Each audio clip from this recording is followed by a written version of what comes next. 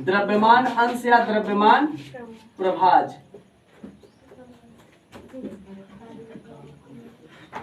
ठीक, तो एक चीज ध्यान दीजिएगा, अगर बात की जाए, पहले इसको पढ़ने से पहले जो एक चीज समझ लेते हैं, ये किस पर अप्लाई होता है, तो मिश्रण पे। किस पे?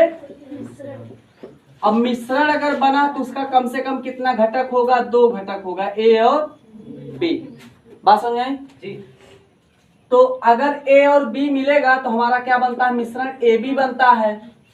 इसमें जो है फार्मूला जो हमारा होगा वो कैसे होगा? जैसे मान लीजिए हम लिखते हैं ए का द्रव्यमान प्रभाज, ए का द्रव्यमान प्रभाज या द्रव्यमान अंश। ठीक, ए का द्रव्यमान प्रभाज, पहले सूत्र के हिसाब से समझ लो भैया, तभी समझ में आएगा। ए का द्रव्यमान प्रभाज मतलब हम एक का निकाल रहे हैं, दोनों का, एक का, ए का निकाल रहे, बी का नहीं निकाल रहे हैं अभी। ए का द्रव्यमान प्रभाज की अगर बात करें, ये हो जाएगा हमारा WA बटा मिश्रण में क्या घटक होता है? तो कम से कम 2। ये हो जाएगा WA प्लस WB। बात समझे?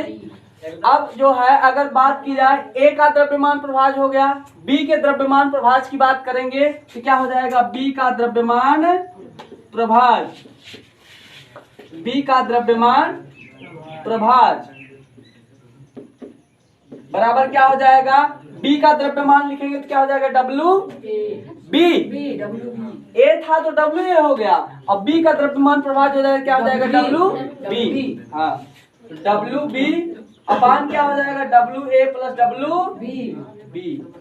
बात समझ में आएगी नहीं समझ आएगी? ठीक, तो ये जो है इतना आपको समझ में आ गया होगा कि द्रव्यमान प्रभाज या द्रव्यमान अंश किसके संदर्भ में निकलेगा? तो मिश्रण के संदर्भ में, और किसी भी मिश्रण के कम से कम कितने घटक होते हैं? तो 2। अब अगर पूछा जाए कि द्रव्यमान प्रभाज क्या होता है, तो मान लेते हैं हम कोई मिश्रण लेते हैं। देखिए डायग्राम, क्या लेते हैं? कोई मिश्रण है,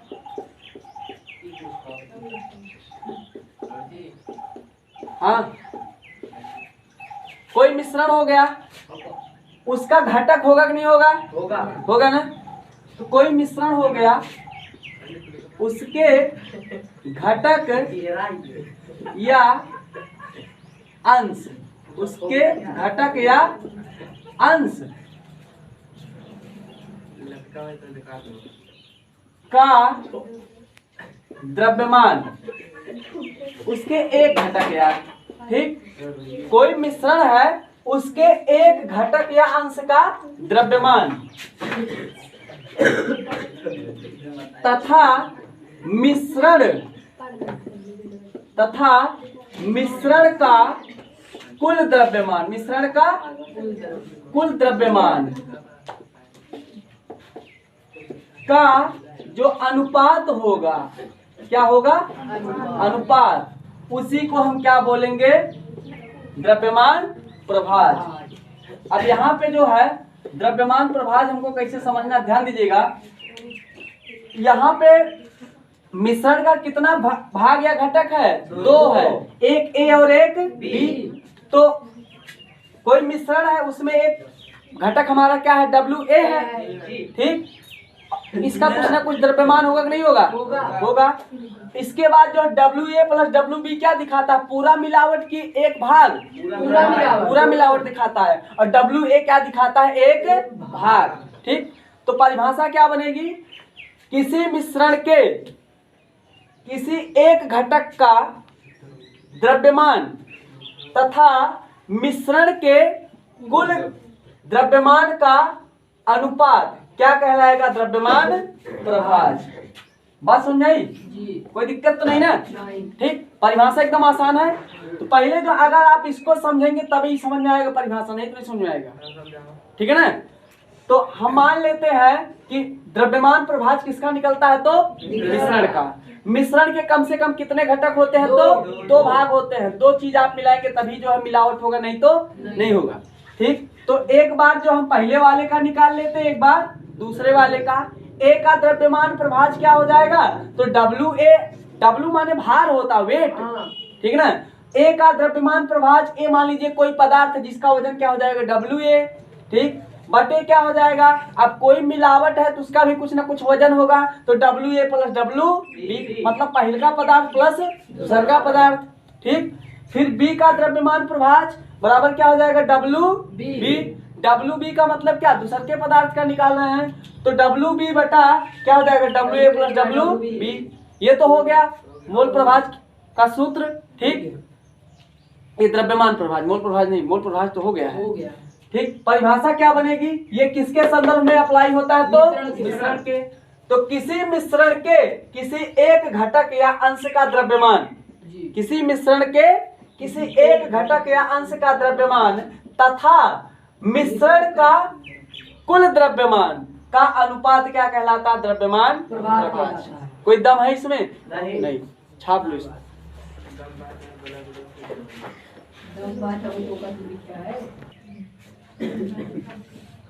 लिखिएगा परिभाषा,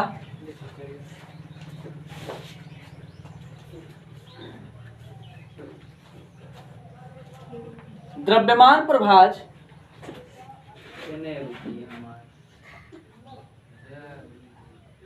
द्रव्यमान प्रभाज वह संख्या होती है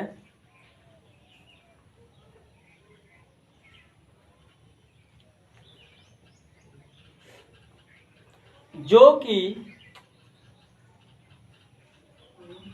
किसी मिश्रण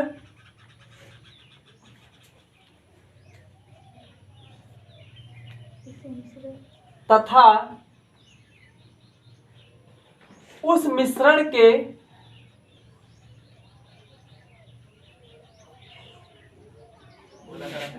किसी एक घटक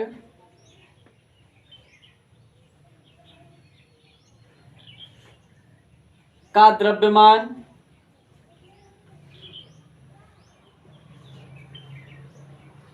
तथा मिश्रण के कुल द्रव्यमान, मिश्रण के कुल द्रव्यमान का अनुपात प्रदर्शित करती है।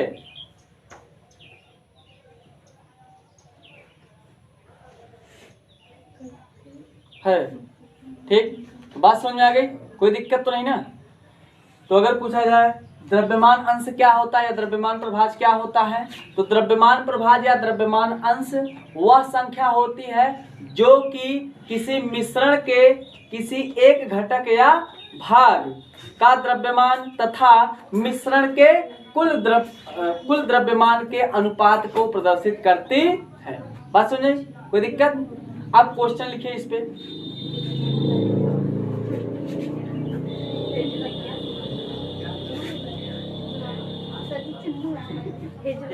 ये दोनों सूत्र है, इसी पे लगेगा, ये दोनों सूत्र है ना।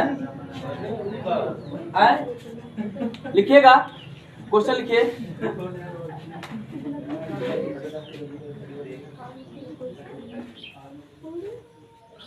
यदि किसी ए नामक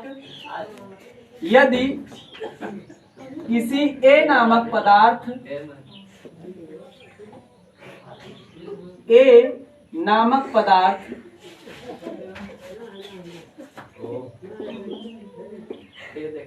को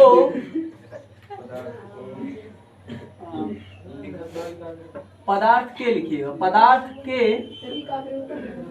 यदि किसी ए नामक पदार्थ के 50 ग्राम को 40 ग्राम जल, 40 ग्राम जल में मिलाया गया हो,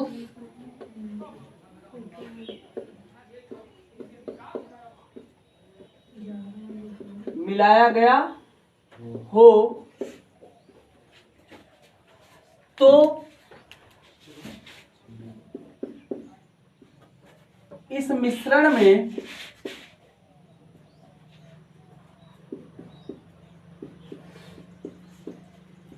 पदार्थ ए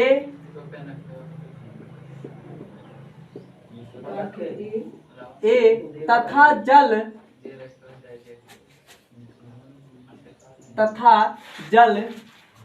का द्रव्यमान अंश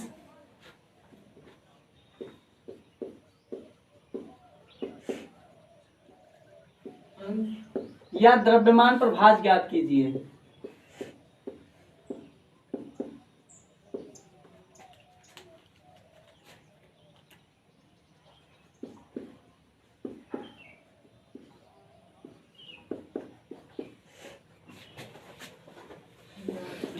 ठीक है, तो इसमें हमको एक चीज ध्यान देना है, निकालना क्या हमको ए का द्रव्यमान प्रभाज और फिर बी का द्रव्यमान प्रभाज का मतलब क्या हो जाएगा, ये किसकी ओर इशारा कर रहा है, तो जल की तरफ।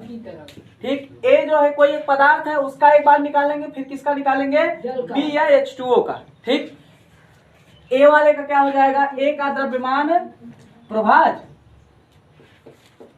ए का द्रव्यमान प्रभाज, द्रव्यमान प्रभाज बराबर क्या हो जाएगा, WA, WA अपान WA प्लस, हाँ, WA प्लस WB। अब एक चीज ध्यान दीजिएगा, ए कै ग्राम है हमारा, 50, ए हमारा कितना है, 50 ग्राम, और यहाँ पे ए का मान फिर कितना हो जाएगा हमारा, 50 ग्राम ही होगा। ठीक, 50, और WB का मतलब ये किसकी ओर इशारा कर रहा है, तो जल की तरफ। जल के ग्राम है 40 ग्राम, ये कितना हो जाएगा, 50 बटे 50, 40, 90, कट गया ना, कितना आ गया, 5 बटे 9। ठीक, बात समझ आई, भाग दे देंगे तो दशमलव मान आ जाएगा, कोई दिक्कत। फिर बी वाले का निकालेंगे, तो बी का द्रव्यमान प्रभाज, बी का मतलब क्या है, H2O, तो जल का द्रव्यमान प्रभाज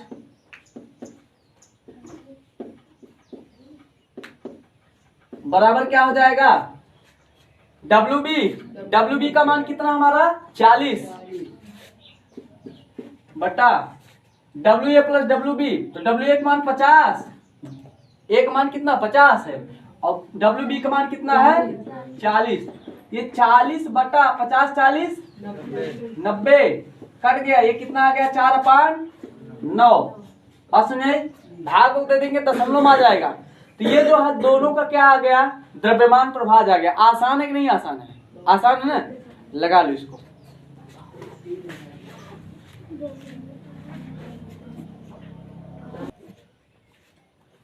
विलयन की शक्ति या ग्राम प्रति लीटर सांद्रता, हाँ,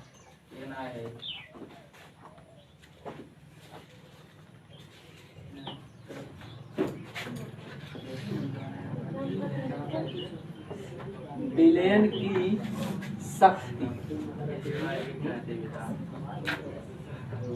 अब विलयन की शक्ति का मतलब ही मत समझिएगा कि थप्पड़ ऊपर से मारेगा, पावरफुल है, या ग्राम प्रति लीटर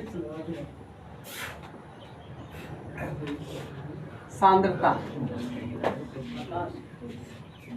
ठीक है, अब इसमें एक चीज हमको ध्यान देना है, पहले जो हम लोग सोचते हैं विलयन की शक्ति जो है पहले वर्ड मिल रहा है पहली बार, लेकिन सांद्रता वगैरह पहले मिल चुका है, कक्षा 10 में भी आपको मिला होगा, पढ़ाए थे ना, याद है।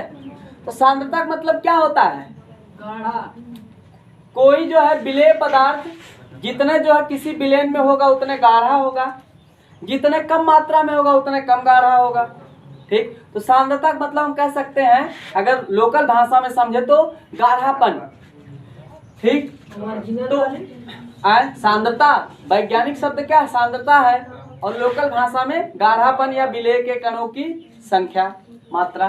तो विलयन की शक्ति अगर आपसे पूछा जाए तो मान लीजिए कोई विलायक है, ठीक, या आप कह सकते हैं मान लीजिए कोई विलयन है, क्या है, कोई विलयन है, उसमें ज्यादा से ज्यादा ज्यादा से ज्यादा अधिक या अधिकतम कह सकते हैं। किसी विलेय में उपस्थित अधिकतम विलेय पदार्थ की मात्रा, अधिकतम विलेय पदार्थ की मात्रा क्या कहलाएगी? विलयन की शक्ति। ठीक, अब एक चीज ध्यान दीजिएगा, आप मान लीजिए कोई विलयन बनाते हैं तो विलयन आपका किस में होगा? लीटर में होता है, किलो लीटर में? लीटर में। ठीक, ये क्या होता है? लीटर में होता है। इतना समझ आया? मान लीजिए अगर लीटर नहीं है, ठीक, लीटर से कम है, तो लीटर से कम को हम क्या बोलते हैं? मिलीलीटर। लीटर से कम को हम क्या बोलते हैं? मिलीलीटर। तो या तो वो लीटर में होगा या फिर मिलीलीटर में होगा। चीनी जो आप डालते हैं विलयन बनाने के लिए, वो ग्राम में डालते हैं ना, ठीक, तो विलय हमारा किस में होगा? तो ग्राम में होगा। बात समझ आई? कोई दिक्कत? तो विलयन में जो है, जो दो घटक होते हैं, मतलब विलयन जो बना होता है उसमें विलेय पड़ा होता है, और विलेय का हमेशा जो है भार किस में होगा? तो ग्राम में होगा। और जो विलयन की मात्रा होगी वो या तो लीटर में बात करेगा या तो मिलीलीटर। मिलीलीटर कब बोलेगा? जब 1 लीटर से कम रहेगा। जब 1 लीटर से कम रहेगा तो मिलीलीटर बोल देगा, नहीं तो क्या बोलेगा? लीटर। बात सुन आई? कोई दिक्कत? अब मामला आता है कि विलयन की शक्ति क्या होती है। तो किसी विलयन के 1 लीटर में या किसी विलयन में अधिकतम विलेय पदार्थ की मात्रा, ठीक, जो क्या हो जाए? उसमें घुल जाए या घुला हुआ हो। और सुनिए, किसी विलयन में घुले हुए अधिकतम विलेय पदार्थ की मात्रा को क्या कहते हैं? उस विलयन की शक्ति कहते हैं। जितने गलेगा बोलेंगे इतने पावरफुल है, और जब नहीं गला पाएगा तो बोलेंगे इतना पावरफुल नहीं है। बात समझे? तो परिभाषा लिखिएगा पहले इसकी।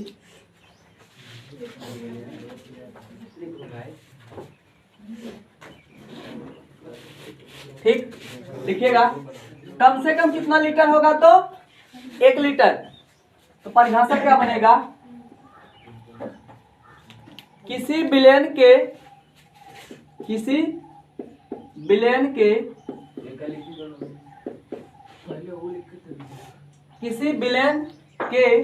1 लीटर में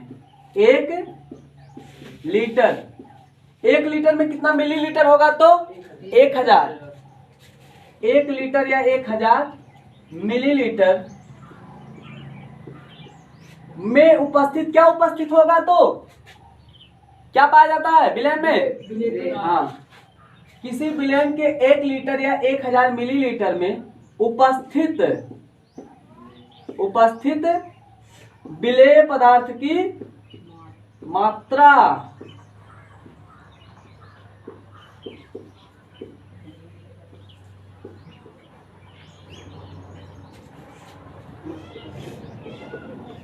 ठीक, उपस्थित विलेय पदार्थ की मात्रा क्या कहलाएगा?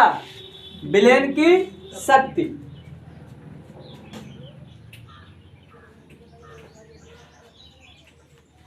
हो गया?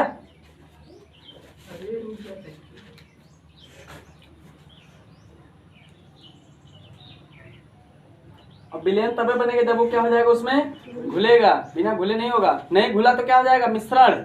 और घुल गया तो विलयन। यही अंतर है दोनों में। तो एक बार देखिए, किसी विलयन के 1 लीटर या 1000 मिलीलीटर, मिलीलीटर काहे ला दिए? अगर मिलीलीटर में बात करना होगा तो हम 1 लीटर छोड़ करके क्या लिख देंगे? मिलीलीटर। किसी विलयन के 1 लीटर या 1000 मिलीलीटर में उपस्थित विलेय पदार्थ की मात्रा क्या कहलाएगी? विलयन की शक्ति कहलाएगी। ठीक, छापिए इसको। तो परिभाषा तो इसकी हो गई, किसी विलयन के 1 लीटर या 1000 मिलीलीटर में उपस्थित विलेय पदार्थ की मात्रा क्या कहलाएगी? विलयन की शक्ति। ठीक, बात समझ? अब इसके सूत्र की अगर बात करें, इसका सूत्र कैसे निकलेगा? एक चीज आपको पता होगा कि आप जो है कोई भी सूत्र आप निकालते हैं तो नीचे वाले को इकाई मान लेते हैं पहले। ठीक है ना? नीचे वाले को क्या मान लेते हैं? इकाई। तो मान लेते हैं हमको निकालना क्या है, विलयन की शक्ति। विलयन की शक्ति बराबर क्या हो जाएगा, कितना लीटर मान रहे हैं, 1 लीटर विलयन, ठीक। विलयन की मात्रा, विलयन की मात्रा लीटर या किसमें, मिलीलीटर में। बात सुन रही, ऊपर क्या हो जाएगा, विलेय का भार किसमें रहेगा, वो चीनी किसमें वजन किया जाएगा, ग्राम में। विलेय का भार, विलेय का भार, और ये किसमें रहेगा, तो ग्राम में। मतलब विलयन की शक्ति जो है अगर आपको निकालना है तो विलेय का भार ग्राम में बटे विलयन का आयतन, विलयन की मात्रा या आयतन। एक वर्ड आप और यूज कर सकते हैं, आयतन। बात समझ आई, ये हो जाएगा इसका फार्मूला। कोई दिक्कत, इसको छाप लीजिए, सूत्र है इसका। इस पे जो है हम लोग कल क्वेश्चन लगाएंगे, ठीक। हाँ यही छोड़, हाँ छाप लो यार।